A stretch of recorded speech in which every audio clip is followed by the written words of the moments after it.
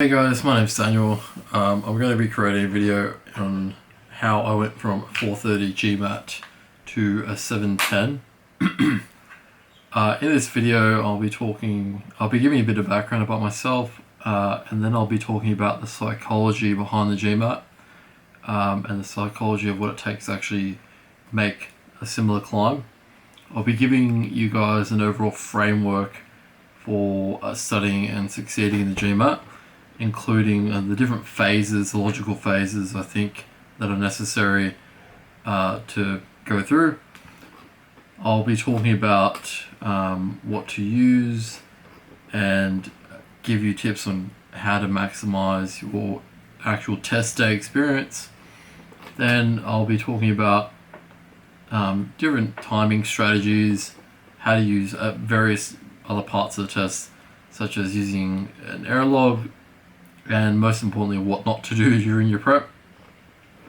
And lastly, I'll be answering a bunch of your questions. So as a bit of background to myself, I work in consulting. I have a Big Four background and a chartered accounting background. I was a manager at KPMG, and I went and started my own thing and I've been working independently ever since. I started my GMAT prep back when I was in KPMG as a manager, which was in 2017. And I started out not knowing a whole lot about the GMAT and only having prepared only a little bit before taking my first diagnostic test, which was a Manhattan test, in which I scored a 430. And I began after that studying very inefficiently and doing everything you could possibly do that was wrong in your prep. For example, I was using two resources which were overlaying each other. I basically didn't realize how much time you actually needed to make a huge climb in your score, especially if you're coming from a low baseline. So I was pretty much dedicating 90% of my day to work. Then the remaining 10% I was just using for work and everything else. I would wake up really early in the morning, study for an hour or so, and then think that was sufficient to make the necessary strides I needed. When I first started studying, I did the foundations of Manhattan books, so the verbal quant. Then I went through all the Manhattan books while I was going through the Economist GMAT platform, which is a terrible idea. Do not do that. I ended up doubling up on both quant and verbal concepts and burnt a whole heap of time just overlaying content instead of just learning a bit of content and then practicing. So it was very, very inefficient. When I began to increase my study load, and I noticed the test taking more of a mental and emotional toll on me, I should say, I decided to take time off towards the end of 2017. August, I took 4 weeks off, I believe, and that was unpaid leave. I took this time off to prepare for my first official sitting. Now, in this time, I prepared for, 7-8 hours a day in the library. I was, putting a whole heap of pressure on myself because the leave was unpaid. I ended up, just preparing in the same way, just going through practice questions and not really understanding the concepts. And I ended up completely bombing it. And I still remember that whole day. I remember walking out of the test in tears and thinking I could go in after only having scored, say, 550 max on a practice test. I thought I could go in and score a 700, which is just ludicrous. You can't do that with this test. So I had a lot of psychological trauma from that first test experience. I remember when I rang up, my friend rang me up as I was walking out, and he said, "Oh, how'd you go?" And I said to him, "Man, I just completely bombed it."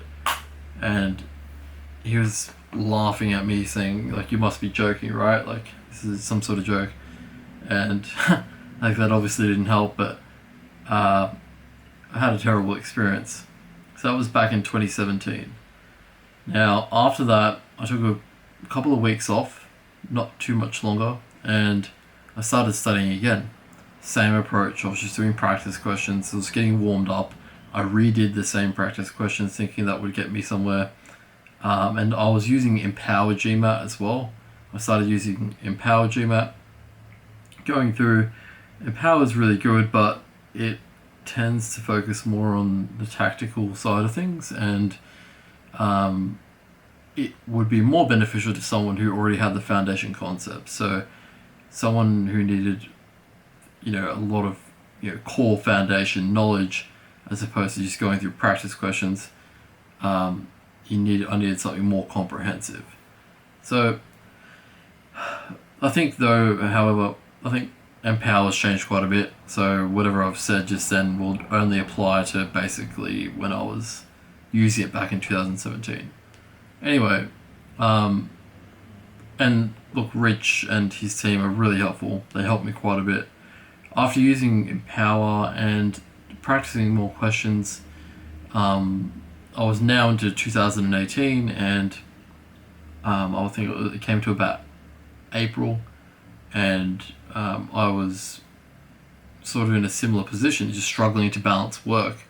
This time, I set a practice test. I kept setting practice tests, and I just wasn't seeing progress. I don't know what I was doing. It was probably luck that I made any sort of progress. Anyway, I was working on a very high profile engagement in another state here in Australia, and that's when I was working really long hours. I was managing this project for the firm, and it was the first project we had with this client of this nature. So there was a lot of pressure on it to do like an amazing job so we could get further work, and I was basically under the gun full time. And although I had kicked that project out of the park, received excellent client feedback, written and oral, I didn't have time to study. I was essentially, foregoing this study to further my career. The only study I did was, early in the morning, waking up at like 4:30, 5 in the morning, just to get in an hour of study before I had to go to work.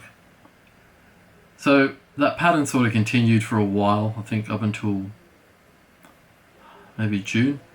And then at that time I was approached by a friend who had finished his MBA LBS, and he asked if I wanted to come on to help him set up a company, which is what I've been doing for the last 18 months. Now, the time delay would allow between me coming on would have allowed me a couple of months actually to prepare before actually going into the job. So, and I wanted to also use this time to do independent consulting. So I set up my own company, and I resigned from KPMG. I took 2 months off, and in that time I focused 100% on target test prep. So before I actually sort of jumping around, I know, but before I took that time off, I think I came onto the GMAT subreddit and I saw Scott on there, and I was extremely skeptical. You always see these posts from eGMAT saying, "Oh yeah, do our course and get a 780 in 2 weeks," which is complete nonsense. Like, that does not fly. Anyway, I spoke to Scott. He was actually, it might have been Jeff. Whoever it was, they were very, open and truthful, and said, "Hey, just give our course a try for $1 for five days." I thought, okay, I'll give it a go.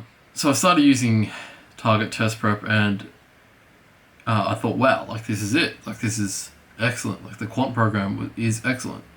And it talked about all these learning techniques, active review, spaced repetition, which were concepts that I was not versed in. They were concepts, though, that I needed to be more familiar with in order to succeed in the test. So I kept going through the course. In the 2 months I had off, I was studying at an average of, I think, 6.5, 7 hours a day. And I also did GMAT's SC course and Power Score's CR course book. I read that. The Power Score CR Bible. So in that time, I made some strides with verbal. I got my SC up, and my verbal was sitting between a range of 35 to 38. I also got my total GMAT scores up to the 670 to 690 mark, I believe, on official tests. But I believe some of those tests were repeated tests, so I was resitting the tests after having sat them in early 2017. So it got to the end of the 2 months, and I was also working on setting up my company in that time, so I wasn't just studying the whole time, I should say. And I was ready to sit the test, and I think the timeline was roughly December, so I was sitting the test on December 13. Went in, sat the test, completely bombed it again. This time I even scored lower. I think I scored 550. I didn't take it as personal as I did the first, but I walked out thinking, like, what the hell did I do? It really took a toll on me, thinking, wow, like there's got to be some sort of joke, right? I spent over 600 or 700 hours, whatever it was, studying, and I know my quant came out to be like a 44, so there was something else to it that I just hadn't quite figured out yet. So anyway, we're now heading into 2019, and it was January of 2019. I took pretty much all of January and half of February off, and I was also working on the startup. I was finding us office space, or trying to get us into an incubator, and things were sort of slowly taking form. Like, things were picking up. It was very exciting, starting my own company and helping another company blossom. It was just really cool. Developing a tech platform. It was really exciting stuff. So anyway, I spoke with Scott, and he had advised me to go through the course again, but this time apply judgment. This time, if you get something, over the accuracy, then skip it and move on. Go on to another difficulty. For example, if I get 100% in an easy test, go on to a medium test of that subject. If I get the accuracy level for that or above, then go on to the hard, and so forth. So I did that. And Jeff had advised me to use Aristotle's SC Grail, which is a great book, and I did that as well. So things continued on. Now I scheduled my first GMAT for May, and now I believe I actually left out a take. I think I actually took an exam just before I left KPMG. I used up some of my leave to take an exam, and I believe that was maybe a high 500s, something like that. I ended up cancelling that score as I was fairly disappointed with it. Now, and that was in 2018. Now, fast forward to 2019 from when I was speaking before. I had gone through target test prep for a second time, this time applying judgment and only doing certain tests. I went through Aristotle's SC Grail, and I went through Power Score flashcards that I had made. I made all these different flashcards in Anki along the way. So Anki's a great flashcard app. It's really effective. You can just customize it, make everything. Excuse me. Now, I kept at it. I kept journaling as well. I started journaling in 2019. I went in on a fresh slate. I started writing down every day what I wanted out of the day, the 3 things I was positive for. I really wanted to get myself out of this mental rut I'd been in. I went through some serious depression in 2018 because I was just grinding my gears to, without taking a break. I was working across every weekend. I never had a break throughout the whole 2018. I was just constantly working and studying the GMAT, going into the office on the weekend. My only enjoyment was just riding my bike to and from work. Now, coming into 2019, again, as I was saying, I was studying with Target Test Prep, went through, I used Aristotle, took notes. Aristotle was a great book. I felt like I was improving quite a bit. I was starting to use GMAT Club a lot more. I looked into a few methods of active learning, and I started to type out answers. So that's when my post count on GMAT Club just went through the roof. Like, I was just typing out answers for my own benefit. I was, saying, this is a critical reasoning argument. Okay, the conclusion is this. The premises are this. Therefore, A is right. So that started helping quite a bit. So it came to May, and I thought I was ready to take the test. So I had been working as well. So I was studying in the mornings leading up to May.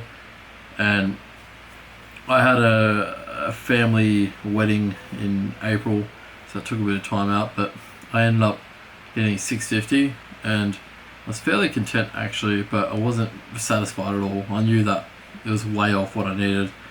So I planned for a retake in June, and this time Jeff said, like, it looks like you need a tutor. It really does. So I was introduced to Neil Lukács by Jeff, and he's a Chicago-based tutor.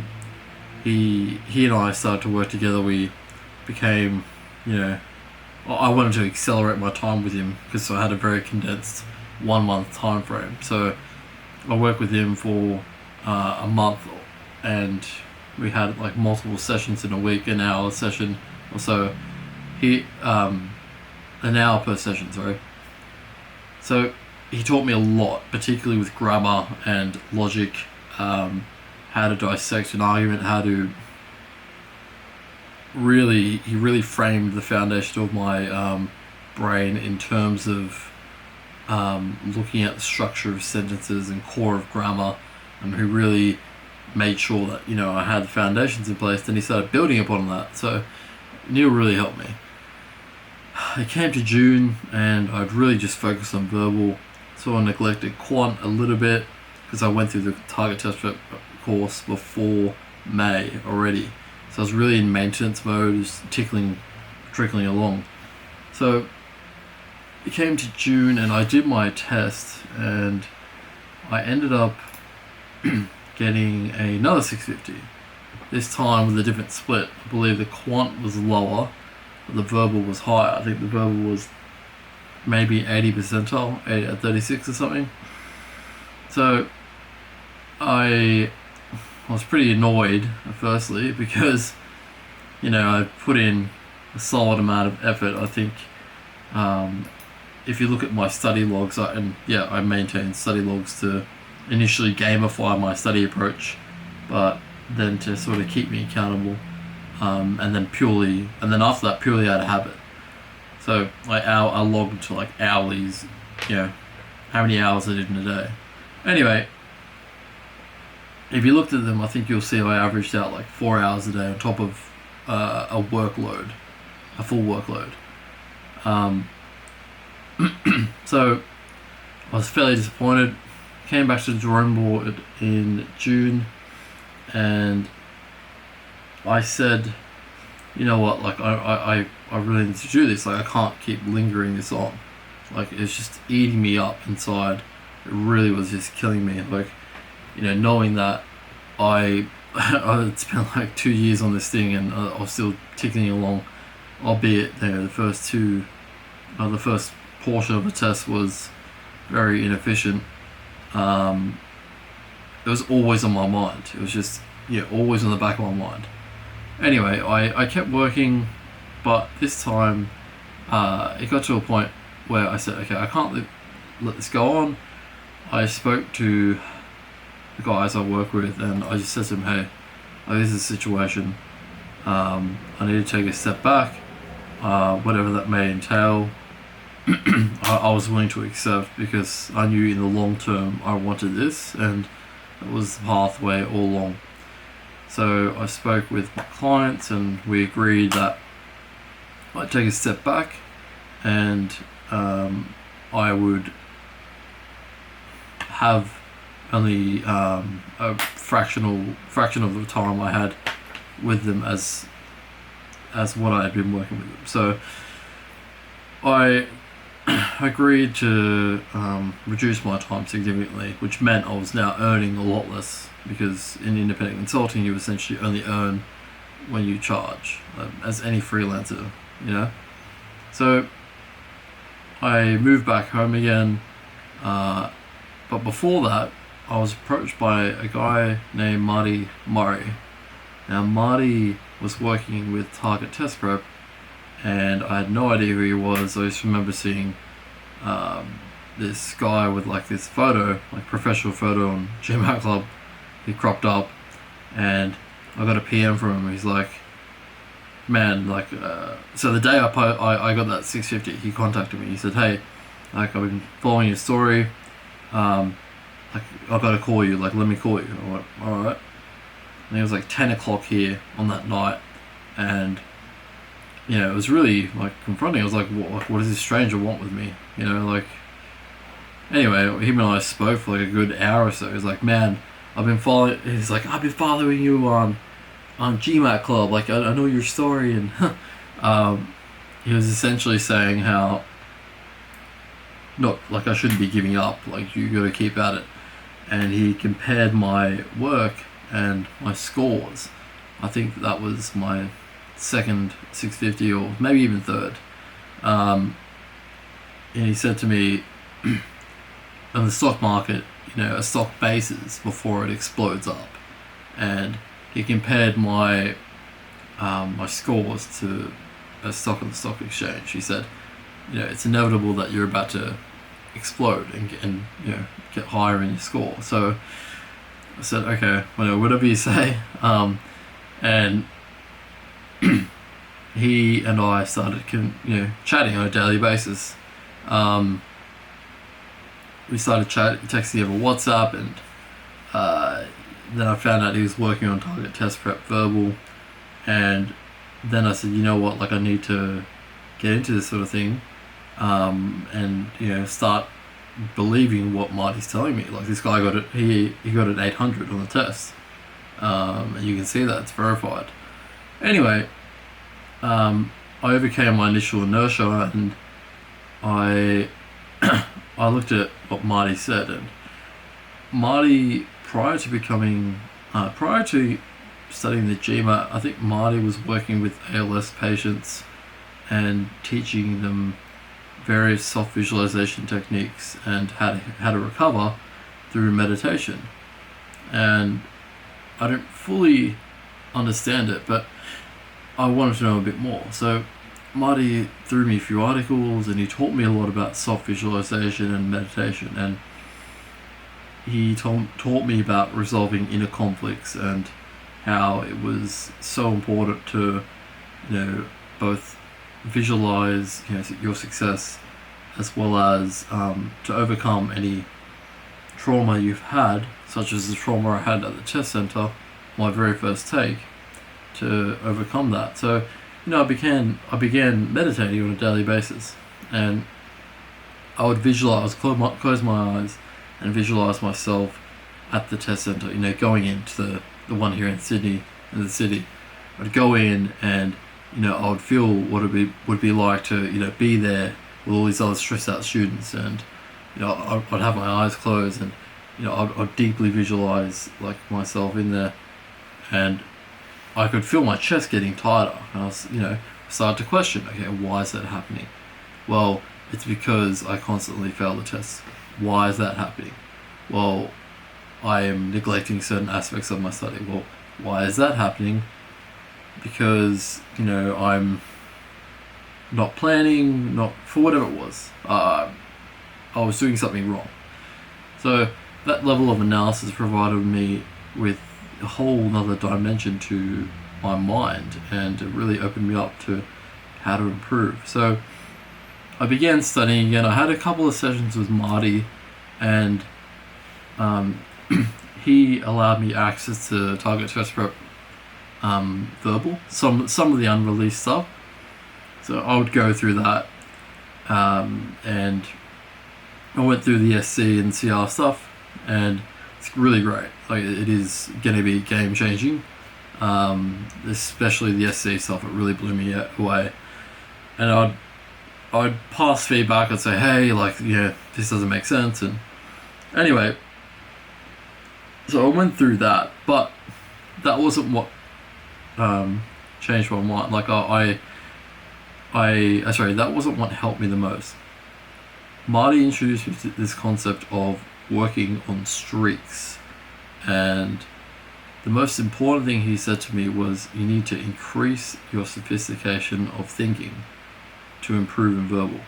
I didn't know what that meant until I sort of sat back and I thought, okay, I still started like really hammering questions, and I realized what he was saying was, you need to stop applying some sort of, framework blanket to a question. Like, you can't look at SC questions and apply rules. Sure, there are certain grammatical rules, such as an independent clause must contain a subject and a verb, like a noun and a verb, a finite verb.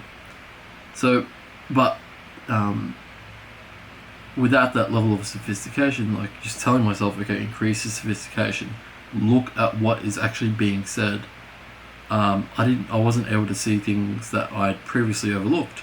So initially started working on it. I planned to do a retake in, I planned to do a test in, oh God, I can't even remember now. I think it might have been September. I'll have to get my score report up.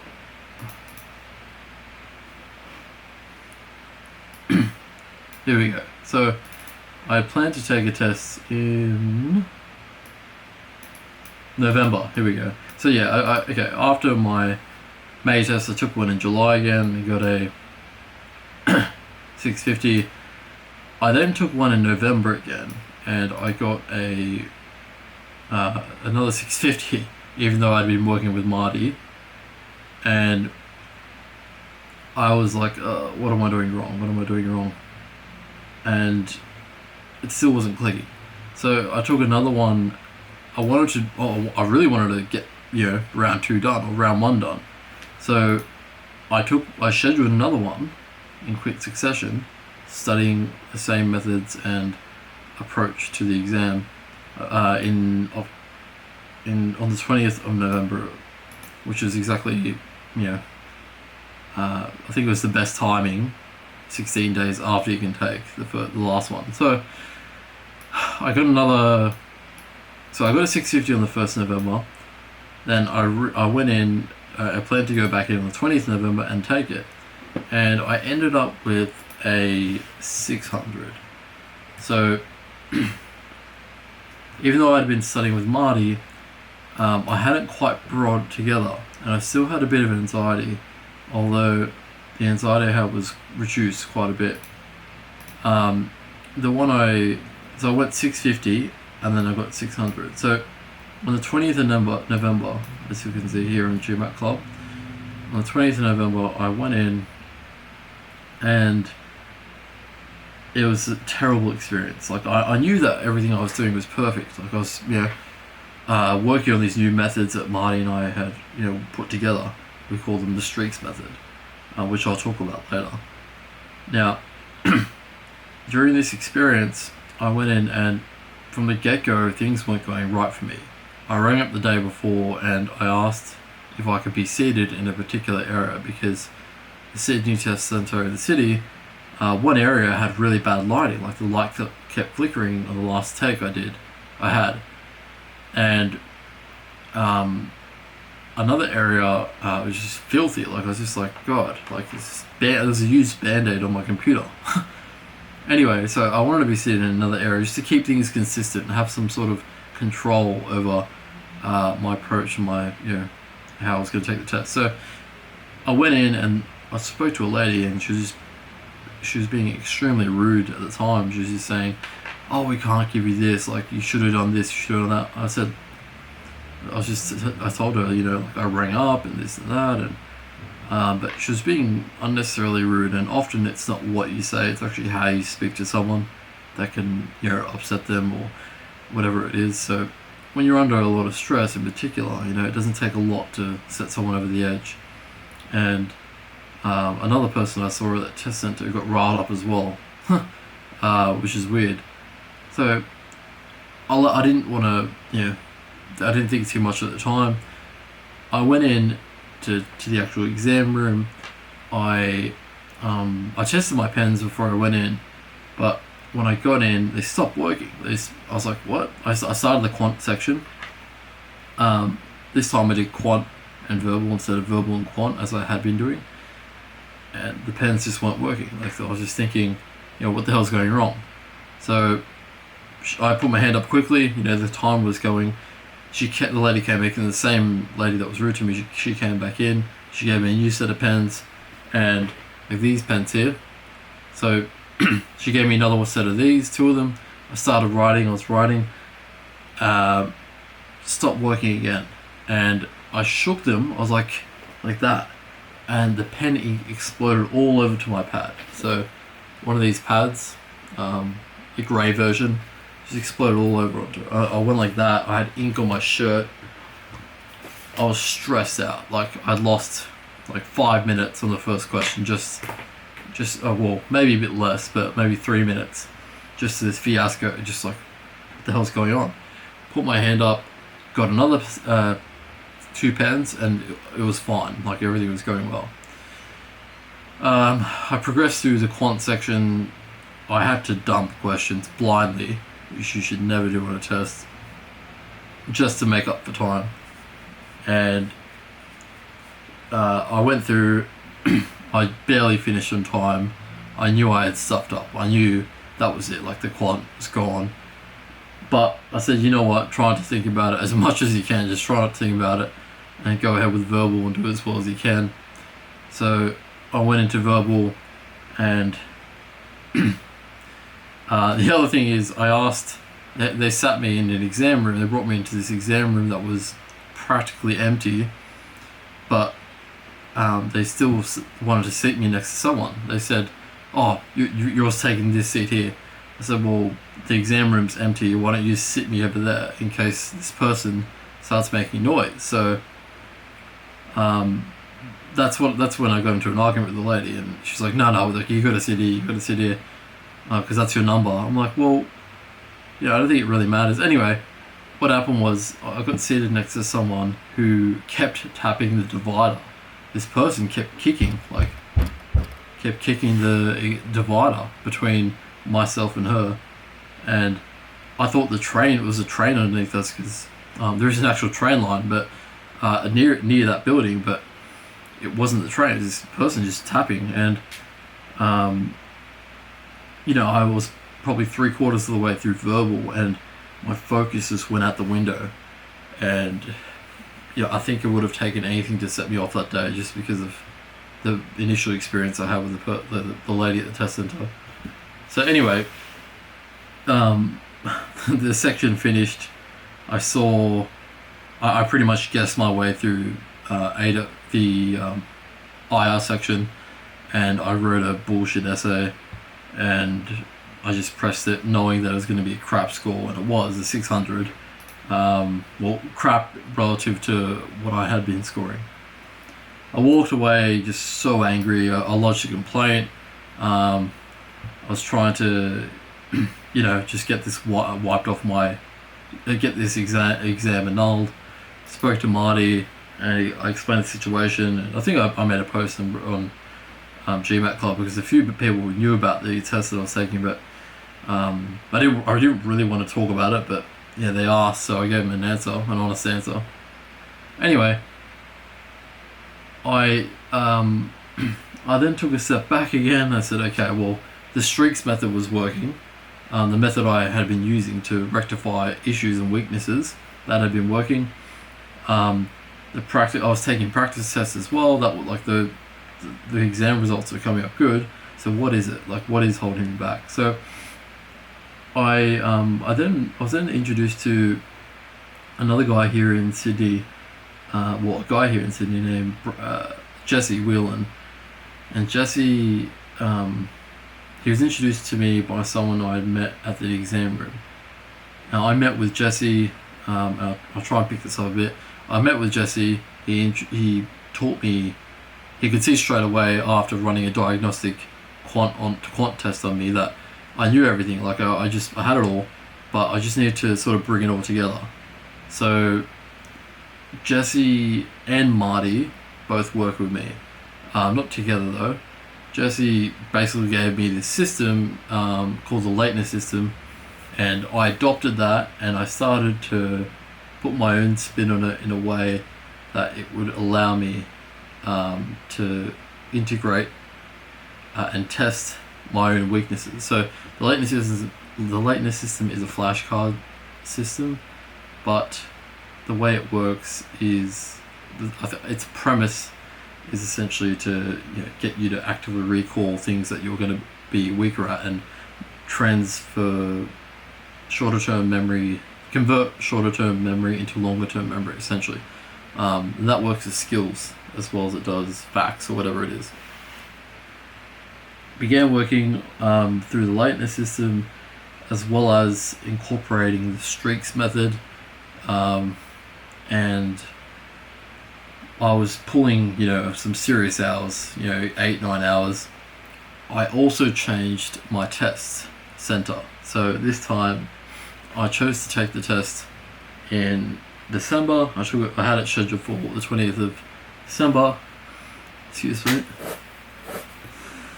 I had it scheduled for the 20th of December. Went into I went into a test centre out of Sydney.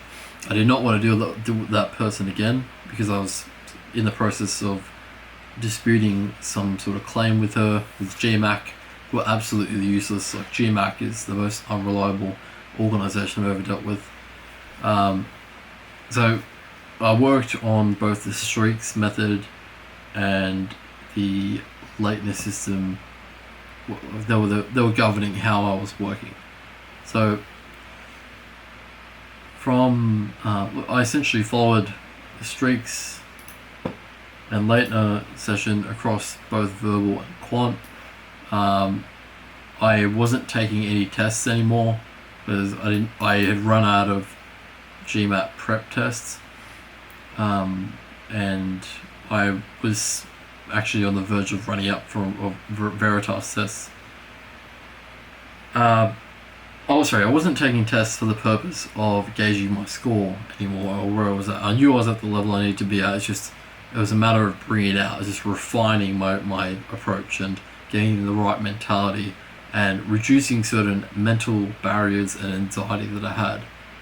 So what I did was, Jesse had advised me to work on bringing it all together later and reducing anxiety by exposing myself to the GMAT prep software. So what I did was I would schedule 3 days of working on these cards in the system, and then on the 4th or 5th I did 2 back-to-back tests, GMAT prep tests. And even though I did those tests a while back, some of the questions were actually new, but I did those tests a while back and I ended up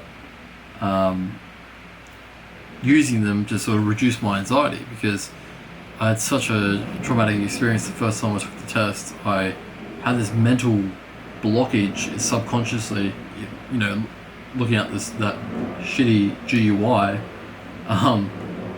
Every time I'd see it, I'd just get, tighten the chest, and it would inhibit my performance. So Jesse's suggestion was excellent. It was pretty hard, but I worked, I warmed up, and then I ended up doing 2 tests back to back, literally one test and then another.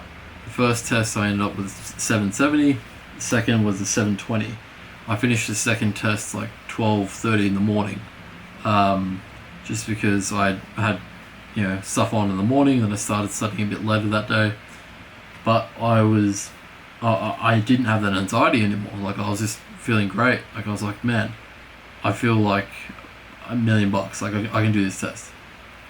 I kept going at the lateness system, which made me study like 8 to 9 hours a day in the first week and second week.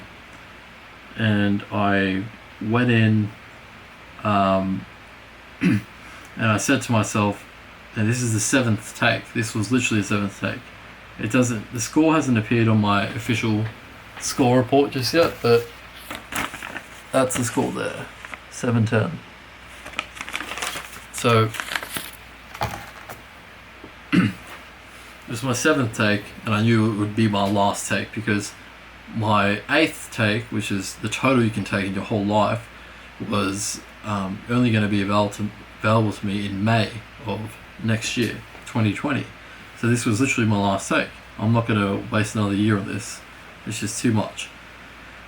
So I said to myself going into this test, you've done everything. You've literally given it your best. Like, I'd spent over 1,000 hours just in 2019 studying for this test. I had taken the right approach. The streaks method that I've been mentioning is really brutal. It is very hard. And I knew that it had forced me to think and execute a certain way. So I said, no matter what happens, just know that you did your best. So that day I drove to pick up a friend, and I got him to take me and my car to the test center, and then he would drop off my car and come, and I'd go meet him later on in the city, because the test was way out of the city. So I went there, got there early. I woke up 5:30 that day, with the test scheduled for 8 a.m. Picked him up. I warmed up. I was at home, and I did like 3 or 4 questions. There were 3 easy questions, and I actually got 2 of them wrong. I got 2 easy questions wrong. There were 2 sentence correction questions, and initially I thought, oh shit, I got 2 wrong. But I didn't let it faze me. I thought, you know what, it's better that I got them wrong at home instead of at the test center. So I got there, I waited at a cafe outside, ordered a coffee. I did 5 medium target test prep questions, and I went through. I had about 10 minutes, 10 questions left with 10 minutes left with 9 or 10 questions. I knew I had to get some. I dumped a really hard Venn diagram question. It was just a beast, and then I kept going, worked harder. Took the same approach. I sort of relaxed on IR. I don't know why, but I guessed some of the questions that I shouldn't have. I was a bit exhausted, but with AWA, I went at it fully, very hard. My nerves were really shaky at this point. Like, towards the end of my essay, I got to the conclusion. I was, shit. Like, the score's gonna come up.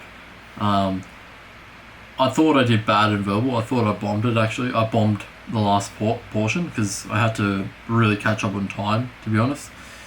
And I thought I did the same with quant, at least in the last section. So I pressed submit after writing up the essay, and I saw the screen go white. I thought, okay, it's going to be like 6:26 something.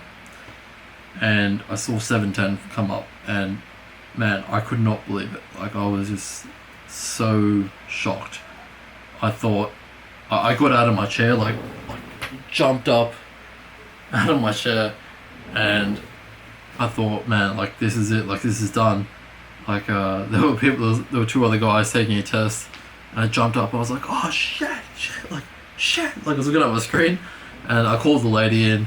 I didn't want to press submit on the actual exam because I thought the software might, like, I don't know, like corrupt itself or something. So she came in and she's like, oh, just press it, I went out. I was literally jumping up and down. I was shouting, like, oh, I can't believe it, I can't believe it, like all this is done. I waited for it to print it off so I could see it for myself because I still didn't believe that I had a 710. So yeah, it was just mind blowing. I told them I'd been at this for over 2 years, and I have to say that I honestly think a third of my success that day was simply because I changed the test center. I think that terrible experience I had the first time I took the test, the trauma was buried in me subconsciously, and I kept bringing it up every time I went to the test at that same test center. 6 times. So it took me 7 times to get this. 7 times to get this test. This is by far the hardest thing I've ever done. I have to say that, I did the CA. The CA does not prepare you for this at all. The CA is very application concept based, and you don't really care about it. You just want to get it done. Whereas this, you care about, like, because you need to. Otherwise, you won't perform well. So it really, like, it is like something that I still have hard times accepting it now. Like, that I don't have to wake up in the morning and study. It's just every day I carried that with me, and I just still can't believe, like, okay, I got these books still sitting on my desk.